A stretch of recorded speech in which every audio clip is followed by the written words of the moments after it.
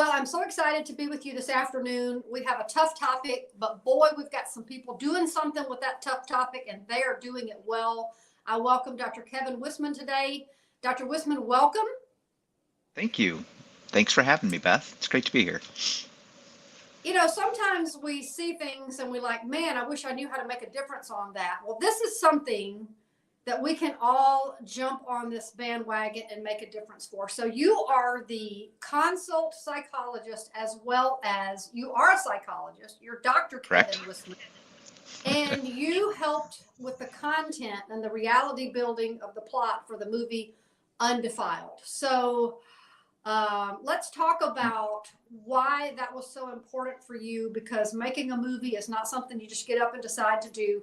Why is this so important that you put in the blood, sweat, tears, money, and guts and everything else to take on such a tough topic as pornography? Oh, wow. I love the question. Thank you. First, it kind of began with my own story, but it was 2008. So I've been licensed as a psychologist for 24 years now. In 2008 is when I had the first individual come to me and say that they were having a problem. They were struggling with pornography.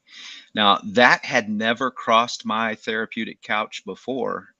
So it was at that point that I had to start doing some research. So I found the book by Patrick Carnes called Out of the Shadows.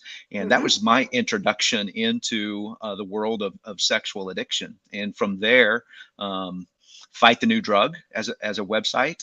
Your Brain on Porn was another research tool that I found. And you know, after that first individual came to see me, more and more people started coming to see me, telling me that this was their problem.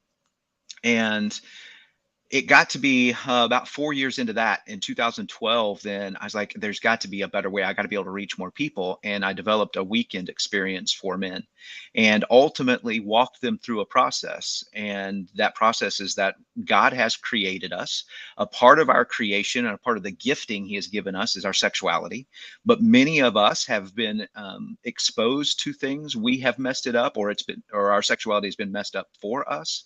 And we live with a lot of shame because of that. But Jesus loves us and he pursues us and he wants to restore us in our sexuality. And it was out of that group of men that I began to recognize and offering these groups that, again, we need more for people. And that's when I ran into director of Light of Life Films, Matt McCauley, and he's like, well, let's consult on this. Let's see what we can do. And Mm. that's where Undefiled came from. So let's talk about the movie, because obviously Okay. that's what we're here to talk about. But Right. I mean, you have been nominated for 7 awards: Best Picture, Best Supporting Actor, Best Supporting Actress, numerous awards. And it's a great, gripping, nail-biting movie. And I haven't even seen the whole movie, but I have dug deep into the different trailers and everything today. And this is a Right. very well done. So hats off to Matt McCauley and his studio, because this is really, really well done. And I think that's what you have to do in today's world to compete against other filmmakers. But your team has risen to the occasion, because it's really well done. I mean, I am just climbing in there wanting to see more, because it Yeah. is something we can all help with. It is something that we can all understand. So let's talk about what people don't know about pornography, which I think Undefiled brings up a great amount. So it destroys Right. marriages, it kills Yes. intimacy within a marriage situation. Yes. Uh, you think you can watch a little pornography and it's just going to spice up life and stuff like that, but that's where the destruction begins to come in. And pornography, most people don't understand, is what is fueling sex trafficking. I mean, how do we not know this as a nation? Yeah, you've done a great job of summarizing it right there. And what we really wanted with the film of Undefiled was to be an introduction and to be a conversation starter and to be a way for people to be able to connect some of those dots that you've already done there. So absolutely, pornography. It's upwards of high 80s, low 90% of men that are dealing with sexual integrity and even pornography addiction. Women, a lot of people think this is just a man problem, but Right. it's not. Women are struggling with this too. There's new research that's being done, but the older research says up to 34 to 35% of women are dealing with this problem as well. And the impact that it has, as you've said, on the individual themselves, actually changes their brain and the way the brain receives reward systems and the way they begin to view people. It changes the way they view people. So what we know about people who have problems with sexual addiction is, sure enough, they're going to have an increased amount of depression. They're going to have increased anxiety. There's correlations with that. They may even develop sexual dysfunctions, erectile dysfunction. And it changes the structures of the brain. But it has an impact on marriages as Right. well, as you had mentioned. So people that are engaged or consume pornography will report lower satisfaction in their marital relationship, and it's a problem for society then as well. And I'm sure we'll break that down a little bit further, as you had mentioned, of it begins in the heart of man, Mhm. and that demand that it places then on human sex trafficking as well. And so let's talk about the manipulative culture that we're in, because someone may think, oh, it's just a little movie, Mm, but it hooks you in really quickly, and it ties back to, this was something that you said that I thought, oh man, if that's not ever a good description of it, worthlessness. That yes, most people, uh, like in the movie, the actor and his wife are in a terrible situation, and he finds a purpose in his life all of a sudden because he thinks he can help someone and help save right, someone's life from sex trafficking. yes, And he feels a connection to his purpose all of a sudden in a minute. And that was like a game changer for him. But prior to that, it was the worthlessness that he felt. His baseball career was failing, his marriage was struggling, they couldn't pay bills. And so instead of turning to God, he turned to pornography. And so that was the tunnel of craziness that led after that. So, how does that right. happen in today's life? You see that often, I suppose. Oftentimes. So what I believe to be true and what I've witnessed then, and it does, we played that out in the character of Mitch then for sure, is there are things that happen in our childhood experiences, whether that's an early exposure to pornography or somebody has mistreated us in some way. And there's a lie then that gets believed, and that lie is always against our identity and who we are, and we begin to believe that we're not good, that we have no value, that we are worthless. And we find ourselves in these repetitive patterns, and we will do anything to escape this idea that we're worthless. And our mind will then begin to fantasize, begin to try to make ourselves feel better. And when we begin to get into this cycle and we begin to recognize, well, hey, there's something that gives me a temporary benefit. I get some type of satisfaction. I get some type of reward. It's actually dopamine. It's a brain chemical that makes us feel good when we're viewing pornography. But then immediately with the acting out, we re-experience shame, and it takes us back to that feeling of worthlessness all over again. And we tried to portray that in the character of Mitch, where over and over you will see him struggling in baseball. You will see him struggling in his marriage. You will see him struggling in parenting. And the common theme is that I am worthless. And he finds temporary satisfaction then in his escape or in his reenactment of the thing that made him feel worthless from the beginning. So, question on that though, because everyone has something from childhood that makes them. Sure. I mean, we come from broken families, so that's a really tough topic to see people trying to deal with in ways that are just going to lead to worse worthlessness. And what Right. do we as believers do? I mean, look at you. You've got a team. You're making a movie, but what Right. you've made and you've got it out. And but how do we reach people with a message of hope as opposed to one of hide in a hole and hope nobody finds out about it, and just more shame, more Oh, guilt for all right. that? Right. Well, first and foremost, I believe it is a relationship with Jesus Christ, and it is Him who we receive our identity from. And when we take a look even at His life and the temptations He received, we see and we read that if you are the Son of God, I mean, this is how Satan started with Him, was a challenge on His own identity. So we are constantly challenged on who we are as individuals. So first and foremost is that relationship that we have with Jesus as our Lord and as our Savior, and being able to receive identity through Him. The second thing that I think is necessary is community. We have to have a community of believers, of people that are pouring into us, into who we truly are as well. So you'll see that struggle of Mitch, of like, he's trying to find his community. He's trying to find, his worth and value in his home, within his family, within his team. And then he has this opportunity to try to save somebody. And he thinks that this is what it's going to be to bring worth back to him and restore his identity. But ultimately, there's one character then that begins to speak into him of like, oh no, you have a value, you have a worth, and here's where you'll find it. So you get to see that push just a little bit in the film.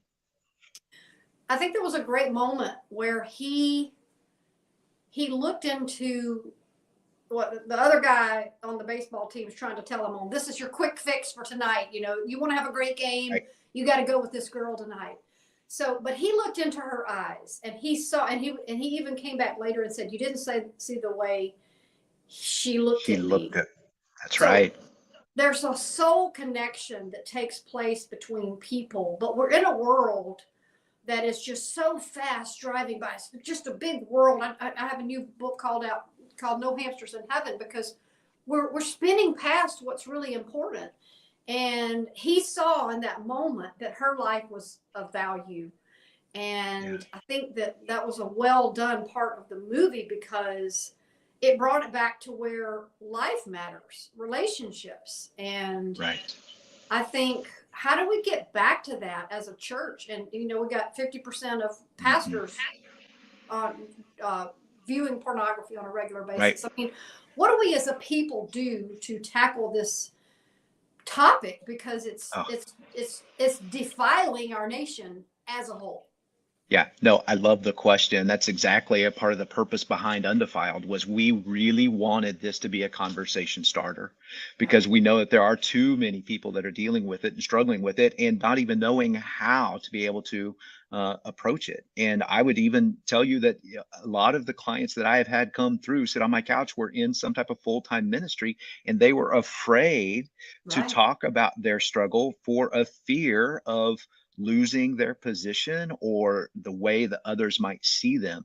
But when we begin to recognize that in community, when we create a safe community where the individual can be seen and where they can be like soothed and they can be made secure, there's a lot of things that begin to happen when people recognize they're not alone. And we really wanted this to be a conversation starter for people to be able to recognize that they are not alone. It is everywhere, but there's healing. That's the fun part of, like, there's healing, there's restoration of, like, you don't have to do this forever. There is hope for And what sure. do you say to someone who, most people don't have that kind of community where they can just go in and say, man, I'm struggling with this, or I'm struggling with that. Yeah. What do you say to someone and they're going, man, I wish I had those people in my life, but I don't.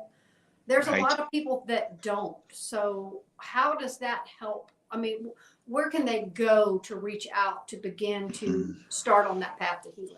Yeah, find that community, right? And if you don't have it locally, then I mean, I am so excited that we have partnered with Pure Desire Ministries. Yes, So that's Pure right. Desire has been around since 2007, and they are biblically based and clinically informed, been working with individuals struggling with sexual addiction for this many years, whatever that is, since 2017 or 7, right? And they offer online consultations and counselings and groups. They have groups that are throughout our nation and even internationally. So there are people out there that will totally understand, that will welcome you with open arms. And you can just go to our partners website there, puredesire.org, to be able to start a process there. or you can find them through the livingundefiled.com. That's our website that we've partnered with Pure Desire with, that leads you to the resources of Undefiled as well. And we'll put those in the comments because, Thank you. you know, that's the good side and the downside of COVID is that so much is online now. Like we can do this Right. interview online, but Yeah. it is less scary if you're going to enter into a community like that to maybe start online. So that is a great option. So let's talk about that. Pornography also is the gateway to paid sexual encounters, because I think most people think, well, Right. I've never had a prostitute, but that's ultimately what is being pushed, is to engage further and go deeper in.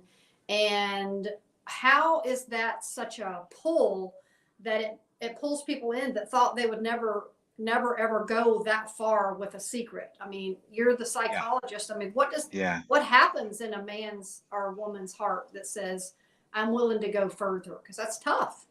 It is tough. And so in our Living Undefiled series, one of the experts that we interview is Dr. Shively, and he's with the National Center on Sexual Exploitation. And he does a fantastic job in being able to describe some of this on a cultural perspective.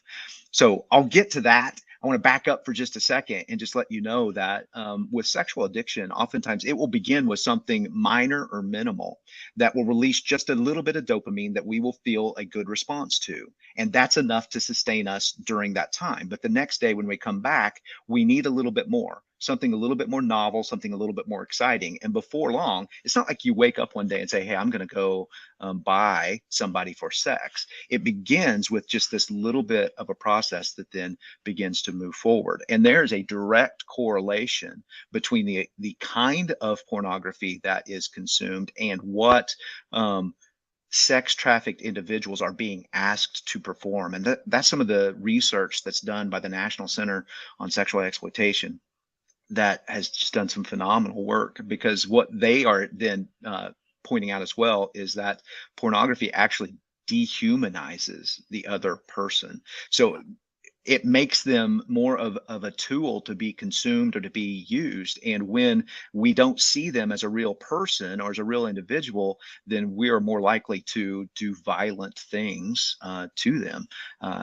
So to listen to him speak on some of these things and the research they're doing was fantastic. So fully Yeah. recommend the Living Undefiled series as well. So let's talk about the what's become culturally normal, which Mm, is on many levels pornography. right. You know, you don't really. It's not like you have to go on the dark web to find sexually Mhm. explicit movies. Now it's on pretty much all the platforms. Things, I don't know what happened in the ratings and how people had to say what's in the movies, but almost all of them say sexual content. That's pornography too, right? Absolutely. Yeah, what's happened is we've become a very sexualized culture, Yeah. and we are desensitized to the things that are taking place. Now, here's one of the harsh truths that I've had to come across, just even in raising my own children, of the things that in the generation I grew up in, the 70s and 80s, what would have been considered soft porn or pornographic is nothing to kids these days. What they are exposed to is radical, hardcore, violent, just with a quick Google search. And what's more harsh and disturbing is that oftentimes, once they begin online discovering these images, it's not long before they start creating their own and before they start sharing pictures of their own with people that they know. So those are some of the harsh truths that are difficult Yeah. in our culture and society. So let's talk about parents. You know, I'm a grandparent, so my kids are grown, but I have grandchildren now. So, Mhm. um, what do you say to parents that are trying to decide should they get their teenager a smartphone? Oh, so the average age of children getting smartphones these days is That's crazy. eight, 8 years old. It's not only crazy, it's scary, because here's again the truth is that kids don't go searching for this. it finds them. Mm-hmm. It's not even on purpose oftentimes. So the best thing that you can do as a parent or as a grandparent is you be their safe person. They need to know that they can come talk to you about anything and everything and know that it's going to be okay, that you're going to love them, you're going to accept them, you're going to soothe them, they are going to be secure. So we have to create that safe base for them. There can be no shaming of this, because it's not, again, it's not that they are looking for this. It's going to find them. And if we shame them, it will put them further into the dark and make them believe that it's a secret that they have to keep that's going to continue the battle. So Because that's that's one of the the things. shame, that's the guilt, that's that sense of Absolutely. worthlessness settling onto them as, yeah, yeah, Early. I can see. Early. Yeah. So one more question for the parents. So watching that movie, that girl that is being sold is someone's daughter, sister, Yeah. granddaughter. I mean, how do you tell parents to keep their kids from getting not just online situations, but situations out and about where they're not? I mean, are people really nabbing people and things like that? I mean, tell me what's the reality to how that girl ended up being sold. So the reality of that particular story, Samantha is the character you're referring to, played by Callan Woods, does a fantastic job at He did. portraying that role. Oh man, just heart wrenching in Whew, scenes. Is broke my based heart. on Yeah. uh, based on actual events. That story is based on actual events. Now, here's the other thing though too of what we know, what I've witnessed in my counseling office is that kids are just being targeted. Um, so it's not necessarily that they are being like stolen, Stumbling into or something. taken. Yeah. No, this is like they are just being targeted online, and it starts with just friendship types of things. It Yeah. really, really does. And they get lured into this. And before long, they're being asked to share intimate things, intimate pictures, and they fall right into that. And then they get trapped. They get trapped. So again, as parents, the best thing we can do is create a culture of safety to be able to talk about that, which I'm also glad that you asked that question about parenting, because one of the other purposes that I was seeing in the desire for undefiled is there are men raising children that are dealing with this issue themselves. There are women dealing with this issue. And until they're able to talk about themselves, they're not going to be able to raise their family. Mm-hmm. So, again, conversation starters. Get the generation healthy so that they can raise a healthier generation.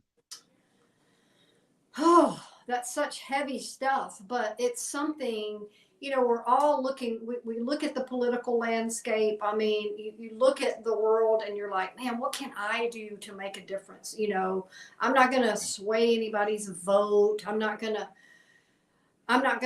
get political or anything like that, but we can tackle this issue. What can Yeah. we as just regular everyday people, besides watching the movie Undefiled, and I know that it's on Tubi, Prime, and Apple. It's Yes. very available, and everyone needs to watch this movie, because if you want to wake up to reality and how you can help your family right now, this is the way to do it. So what do you say to the everyday person that's saying, man, I really want to help the world? How can we tackle this issue and help the world? Yeah, it begins with conversations. It begins with like-minded people. It begins by going to your community organizers, to your church leaders. Actually, it begins in your family, right? Yeah. It's like you got to take care of your family first, and then you go to these places. So one of the things that I've really enjoyed about this whole project is the follow-up resources. So livingundefiled.com, we begin to address some of that, where we interview the experts. And it's really about how to begin to engage a community, how to engage a church, and how to engage a culture in overcoming and what you can do. So National Center on Sexual Exploitation, it's actually ncose.org, I believe is their website. That'd be a great place. I know there's so much in there. Yeah. That'd be a great place to get started. Yeah, that's what I would say. So what about churches? I mean, are you Mhm. facing some gatekeepers at churches that really don't want to take this issue on? Because I'm thinking you probably are. That's absolutely correct. Now, I don't know if they're actually gatekeepers or they just don't. Again, it's a topic that they don't know how to address, that we don't know how to address, and address well. We want to keep it in the dark, but that's where I go back to no, God has created us and in his image, and a part of how he's created us is our sexuality. And Yeah. it's a gift, and we need to steward it, and we need to steward it well. And it's just, creating a place to be able to have those conversations. So, absolutely, I believe the undefiled could be one of those things of like, this could be a movie that we could watch on a Friday night together. We could have conversations about it. I'd be happy. I mean, there's some of us on the team would be happy to come to your church and be able to talk about these things and get the conversation going. And there's groups through Pure Desire that would be more than happy to join with your church and organization to be able to help win this battle for sexual integrity. So let's just ask this question on someone said maybe they found themselves in this pit and they're like, man, you don't understand. I'm so far into this. If my wife only knew, if my husband only knew, there's no such thing as too far gone or too far in to not come back up and out and find healing, correct?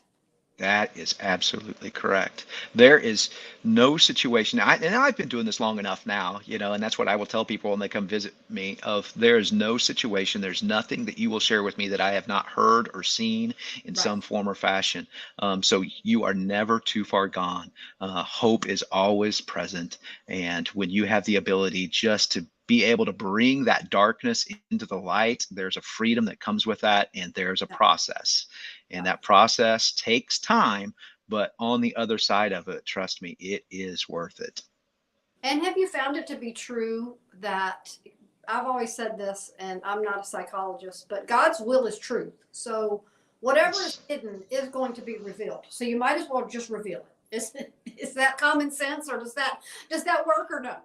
I wish it were always that easy. Unfortunately, the people that come to see me are always the people who have been found. Yeah. Right? It's exactly what you're saying of like, God will reveal it. It will be brought into the light. And it's then that people come see me. I would much rather see them before the discovery because there's so much trauma when the spouse is the one that discovers this. Yeah. There's a betrayal that takes place with that creates so much trauma that looks very similar to post-traumatic stress disorder. The impact it even has on the spouse's brain. It's I would much rather work with somebody who says, "Hey, this is my problem. How do we go about it?" Yeah. Then So it's much less painful. yeah. So this, you know, final question, so to speak. Okay. We live in a world that's, loneliness is at an all-time high. Feelings of isolation, addiction, people feeling what's the word? Anxious, and people are just walking around like, "Ew." So there's so much pressure to perform, and there's so much pressure to, meet a certain standard, or keep up with the Joneses or whatever. What do you say to people, just as a psychologist? Just take a step back, Yes. pray about it, and just begin to heal. I mean, you have to sit and settle, right? Don't you have to just kind of get by yourself and say, all right, Lord, here I am. Let's go to work. Yeah, there's actually a great resource. The Wild at Heart team, that's John Eldridge, wildatheart.com, I believe Mm-hmm. is their website. You can find the pause app, the 1 minute pause app, Yes. and it's Absolutely. just simply being able to take 1 minute and God, I give you everything. Yeah. I give you everything and fill me with more of you. It's a simple prayer meditation to be able to just become mindful of the moment, to be able to find that peace and that restoration just for 1 minute. So absolutely, it just takes a minute to sit and be still to reorient. Mhm. Yeah. And when you don't feel like you can confess or come true to someone, you can come true and come clean with God, so to speak, because Yeah. He's going to be the one that's going to remind you of your personal value and your personal, I put you here to be you. We can come out of this. We can do this. Just let me help you. And it's always that let me help you moment that begins to bring the help in, right? Absolutely. There's a beautiful picture of this in scripture. I believe it's 2 Corinthians 3, where it just says when we turn to the Lord, he will remove the veil from our face. He'll remove that veil and we will be transformed by the beauty of his imagery. So it's that him looking at us and us looking at him. And when we're able to just be still and do that, there's a transformation that begins to happen. So. And you can stand up every day and say, I am not a loser. I am not a victim. I am not an addict. I am going to become victorious. I am a child of God. I am going to walk this out. I am going to live my purpose. I'm going to find and be true to my identity. And once you begin to say that to yourself over, I'm worthless, I'm failure. Yeah. Once you begin to confess who you are and let go of who you're not, then you do become a new person. Absolutely. Absolutely. That is your true identity. And it's listening then to those things. I am a child of God. I am holy and I am dearly loved. These are things that have really restored a lot of people and brought great healing and health because it's true. It's who we are. Yeah. Well, I could talk to you all day because I love talking about topics about helping people get better, as do you, because I can tell that you've gotten involved in this project. And what a great team effort from everyone, the actors, the director. You could just tell the heart of the film, but it's gripping, it's suspenseful. It just gets you right into, wow, I want to watch every minute of this. And I think everyone needs to watch the movie because it is a call to action. This is an area we can help change our world in. And this is something we can begin to say, no, I'm not going to watch that movie. No, I'm not going to buy that book. I'm going to begin to just scale it back. And then we begin to really, really make a difference by our small decisions in a large, large way. That's absolutely right. I would encourage everyone to go see the movie, get the conversation started, be bold, be courageous, just like that individual that first came to see me in 2008 and said, I had a problem with porn, and begin your journey and change generations. And everybody has a problem with something, but the step becomes when we say, here's what I'm struggling with. And then you begin to walk that out and you begin to understand that you are empowered to get better. So it's on Tubi, it's on Prime, it's on Apple. There's resources with the movie. And you said they are at undefiled.com, livingundefiled.com. Livingundefiled.com. We'll put those in the notes. And thank you. I'm just thankful that y'all made the movie.